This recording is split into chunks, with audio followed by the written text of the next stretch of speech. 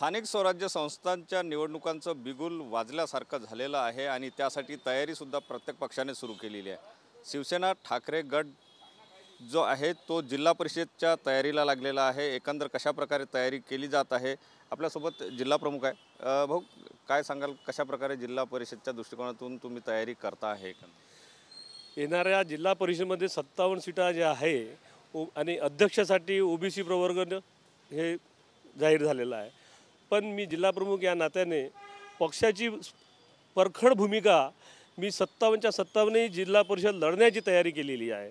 कारण याचे पडसाद जे मागच्या विधानसभेमध्ये झाले ते तसे पडसाद अजून आमच्या जिल्हा परिषदेवर व्हावं नाही आणि ज्यांची मक्केदारी जे आहे काँग्रेसची म्हणा की बीजेपीची म्हणा यांची मक्केदारी कुठेतरी संपली पाहिजे। बीजेपीची त्या मक्केदारीला संपवण्यासाठी मी जिल्हा प्रमुख या नात्याने पूर्ण 57च्या 57 जागा पिंजून काढून राहिला आहे।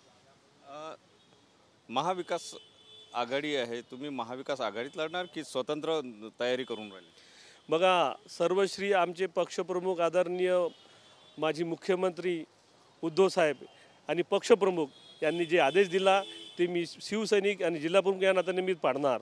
पण दगाबाजी कुठं होऊ नये आणि असे पडसाद कुठंतरी घडले नाही पाहिजे, त्यासाठी मी माझी तयारी आणि पूर्ण पक्षातर्फे आणि पूर्ण पदाधिकारीतर्फे करून राहिलो आहे। 57 जागांची तयारी तुम्ही केली म्हणजे कुठंतरी तुम्ही स्वतंत्र लढण्याची तयारी आहे असं म्हणायला हरकत नाही। स्वतंत्र तर तयारी कसं आहे की मागच्या विधानसभेमध्ये कोण स्वतंत्र लढलं का लढलं हे तुम्हाला पण माहीत आहे आणि त्यांचे पडसाद त्यांनाच मिळाले आहे।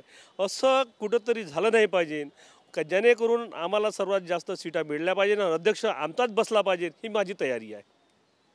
नक्कीच सगळ्या 57 जागांवर तयारी जी आहे ती सुरू केल्याचं जिल्हा प्रमुखांकडून सांगण्यात येत आहे। कॅमेरामन साईसह सुनील ढगे, TV9 मराठी, नागपूर।